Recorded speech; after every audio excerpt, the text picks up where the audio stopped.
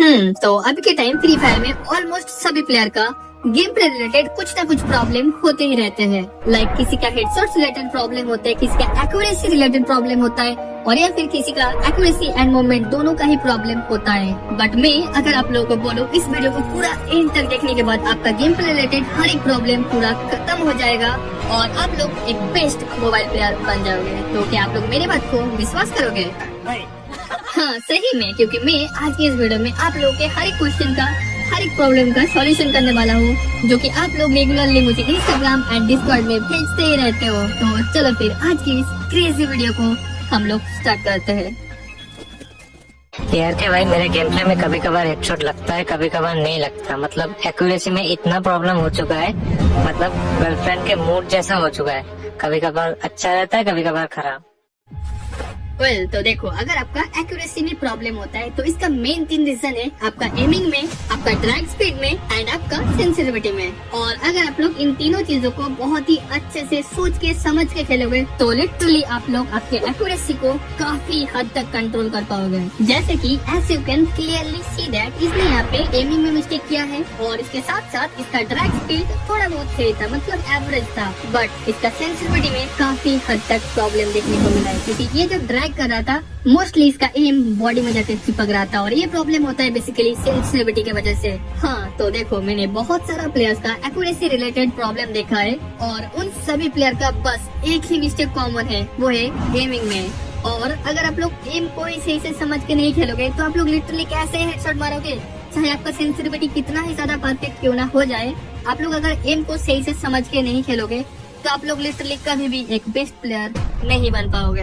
और एम को समझना भी बहुत ज्यादा इजी है भाई। लाइक इसके लिए कोई मैजिक सेंस की जरूरत नहीं पड़ता। लाइक यू नो, बस आप लोग जब एनिमी के ऊपर फायर करोगे उस टाइम पे आपका एम को एनिमी के हेड एंड चेस्ट के अराउंड रखना है और इसको बोलते हैं परफेक्ट एम। बट आप लोग क्या करते हो, कभी एम को इस तरफ रख देते हो, कभी उस तरफ रख देते हो, कभी नीचे कर देते हो, कभी ज्यादा ही ऊपर कर देते हो और इसी एक छोटी सी गलती की वजह से आपका भी हेडशॉट नहीं लगता है। तो इसीलिए आप लोग जब भी प्रैक्टिस कर रहे होंगे, जब भी आप लोग ड्रिल्स कर रहे होंगे, तब आप लोग एमिंग को बहुत अच्छे से फोकस रख के खेलना। एंड आफ्टर दैट इसने एक और छोटा सा मिस्टेक किया है, जो कि है इसका सेंसिटिविटी में। Like you can clearly see that इसने जब फायर कर रहे हैं इसका मोस्टली बॉडी में जाके स्टक हो रहा है और इसका जो एम स्टक हो रहा है इसका मेन रीजन एक ही है, कम सेंसिटिविटी या फिर कम DPI। लाइक ये अगर अपना जनरल सेंसिटिविटी को 25 या फिर 30 तक बढ़ाएगा तो आई थिंक सो इसका एम स्टक नहीं होगा और ये इजीली हेडशॉट मार पाएगा।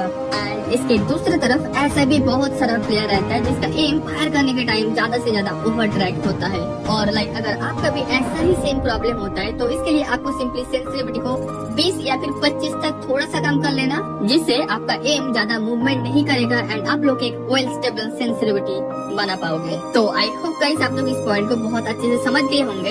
एंड आफ्टर दैट अभी हम लोग बात करेंगे drag technique and fire technique के बारे में। Like as you can clearly see that कि ये UMP गन से फायर कर रहा था और UMP है एक SMG गन और हम सबको पता है कि अगर हम लोग SMG गन से मिड रेंज पे रह के खेलेंगे तो उसमें हमारा एक्यूरेसी इंक्रीज होने का चांस ज्यादा रहता है as compare to short range and long range. Like अगर आप लोग ज्यादा ही शॉर्ट रेंज में रह के UMP चलाओगे like short guns and others gun, तो उसमें आपको ज्यादा एक्यूरेसी देखने को नहीं मिलेगा। और इसके दूसरी तरफ अगर आप लोग ज्यादा ही लॉन्ग रेंज से UMP को चलाओगे तो सेम उसमें भी आपका ज्यादा एक्यूरेटेड फील नहीं होगा। लाइक उसमें आपका डैमेज भी कम रहेगा एंड हेडशॉट भी as compare to mid range बहुत कम लगेगा। जैसे कि अगर आप लोग कोई भी SMG गन चला रहे हो लाइक UMP, MP40, थॉमसन, जैसे अगर आप लोग कोई भी SMG गन चला रहे हो तो आप लोग ये ध्यान रखना आप लोग 15 से लेकर 25 मीटर के रेंज पर रह के फायर करना, जिससे आपका एक्यूरेसी ज्यादा बेहतर फील होगा और आप लोग next level accuracy and headshots को एंजॉय कर पाओगे।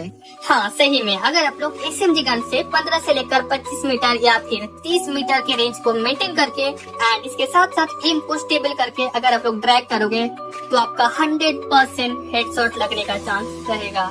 तो आई होप गाइस आप लोग इस पॉइंट को बहुत अच्छे से समझ गए होंगे। एंड आफ्टर दैट अभी हम लोग बात करने वाले सबसे ज्यादा मोस्ट अवेटेड 100 के स्पेशल Q&A वीडियो के बारे में, जो कि मैं 300 के में बनाने वाला हूँ। खराब हो जाएगा भाई, अम्मा बहन पे आ जाऊंगा मैं, इनकी अम्मा बहन पे आ जाऊंगा। तो इसीलिए आप लोग वीडियो कंप्लीट होते ही कम्युनिटी पोस्ट में जाके कमेंट्स का बरसात कर दो और हाँ कुछ उल्टा सीधा मत पूछ लेना, ठीक है। एंड आफ्टर दैट अभी हम लोग बात करेंगे हमारे इस वीडियो का one of the best problem and उसके सॉल्यूशन के बारे में।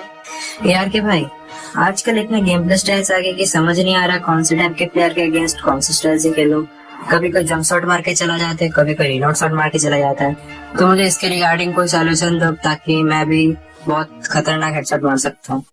तो सबसे पहले अगर आपको 1 वर्सेस 1 में एक बेस्ट प्लेयर बनना है तो इसके लिए आप लोगों को आपके ओपोनेंट का हर एक मूव को, हर एक टैक्टिक्स को, हर एक प्लेइंग स्टाइल को समझ के खेलना बहुत ज्यादा इम्पोर्टेंट होता है। क्योंकि अगर आप लोग आपके ओपोनेंट का प्लेइंग स्टाइल को समझ के नहीं खेलोगे तो आप लोगों को आपके ओपोनेंट इजीली हरा सकता है। लाइक फ्री फायर में बहुत सारा प्लेयर्स रहते हैं, उसमें से कुछ प्लेयर बवंडर global style like tornado global style में खेलना पसंद करते हैं और कुछ player jump and one technique में भी खेलना पसंद करते हैं एंड कुछ प्लेयर जंप एंड स्विचिंग करके भी खेलना पसंद करते हैं एंड अगेन कुछ प्लेयर होल्ड फायर करके खेलना पसंद करते हैं, लाइक एलिवेटर स्टाइल में खेलना पसंद करते हैं। तो ये अगर आपको भी जानना है कौन से एनिमी के अगेंस्ट कौन से स्टाइल में आपको गेम प्ले करना चाहिए तो इसके लिए आप लोग इस पॉइंट को बहुत ही ज्यादा अच्छे से समझना। लाइक अगर आपका एनिमी एलिवेटर स्टाइल में मतलब होल्ड एंड फायर करके खेलता है और या फिर आपका एनिमी बवंडर मतलब टोर्नेडो स्टाइल में खेलता है एंड अगेन अगर आपका एनिमी जंप ग्लोबल स्टाइल में खेलता है और हम लोग इन तीनों ही डिफरेंट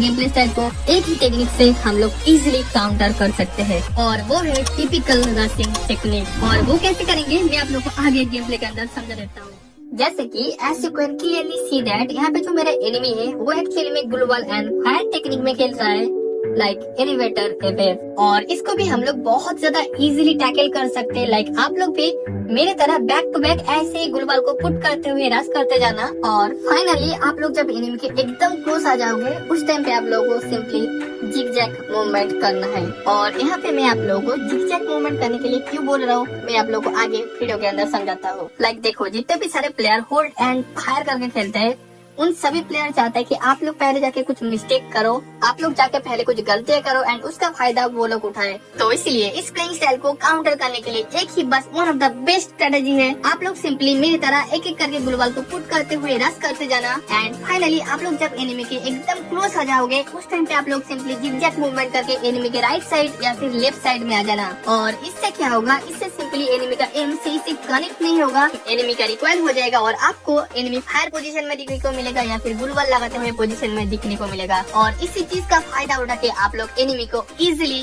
नॉक डाउन कर सकते हो। तो आई होप गाइस आप लोग इस चीज को बहुत ही ज्यादा अच्छे से समझ गए होंगे एंड आफ्टर दैट अभी हम लोग बात करेंगे अगर आपका एनिमी बवंडर स्टाइल में या फिर टोर्नेडो स्टाइल में गेम प्ले करता है तो उसको हम लोग कैसे काउंटर करेंगे।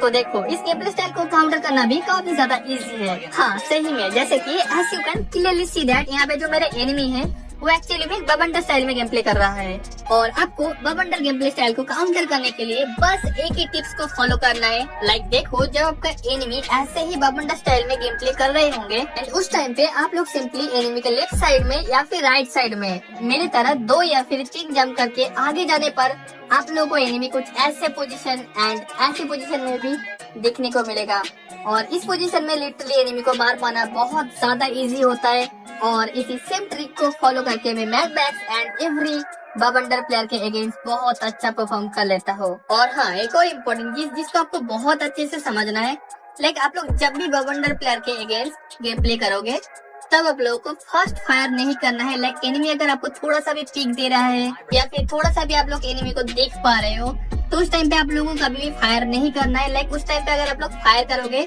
तो एनिमी आपको इजीली मार सकता है। और हाँ एक और चीज, आप लोगों को कभी भी सीधा रश नहीं करना है। लाइक अगर आप लोग इन दोनों चीजों को अच्छे से अवॉइड करके एंड मेंटेन करके खेलोगे तो आप लोग इजीली बवंडर स्टाइल में गेम प्ले करने वाला हर एक प्लेयर को काउंटर कर सकते हो। एंड इसके बाद अभी हम लोग बात करेंगे अभी के टाइम का one of the toughest game play style jump wall game play style के बारे में। वेल तो देखो बेसिकली जंप वॉल स्टाइल में आप लोगों को एनिमी बहुत ही कम पिक देगा, मतलब आप लोगों को बहुत ही कम चांस मिलेगा फायर करने का और हेडशॉट मारने का। बट जैसे जैसे फ्री फायर में न्यू गेम प्ले स्टाइल आता है ठीक वैसे ही उस गेम प्ले स्टाइल का कुछ गलतियां रहते हैं, कुछ मिस्टेक रहते हैं, कुछ काउंटर ट्रिक भी रहता है जिसको यूज करके आप लोग इजीली एनिमी को काउंटर भी कर सकते हो। लाइक जैसे कि ऐसे क्लियरली सी दैट यहाँ पे जो मेरा एनिमी है वो जंप वॉल स्टाइल में खेल रहा है और इसको भी हम लोग इजीली काउंटर कर सकते हैं। लाइक आप लोग मेरे तरह ऐसे ही एक एक करके गुलवाल को पुट करते हुए रश करना। और जब आप लोग एनिमी के एकदम क्लोज आ जाओगे, मतलब शॉर्ट रेंज पे आ जाओगे, उस टाइम पे आप लोगों को चेक करना है कि एनिमी क्या कर रहा है, फायर करने के लिए निकल रहा है या फिर एनिमी गुलवाल लगा रहा है। और अगर एनिमी फायर करने के लिए निकल रहा है तो आप लोगों को उस टाइम पे बिल्कुल ही नहीं निकलना है, उस टाइम पे आप लोगों को बिल्कुल ही पीक नहीं देना है। बट हाँ, अगर एनिमी ग्लूवल लगा रहा है तो उस टाइम पे आप लोग सिंपली एनिमी को रश करके इजीली मार सकते हो, क्योंकि उस टाइम पे एनिमी कुछ ऐसे पोजीशन में या फिर ऐसे पोजीशन में आप लोगों को देखने को मिलेगा। तो इस कंडीशन में ऐसे सेट एनिमी को मार पाना काफी ज्यादा इजी है।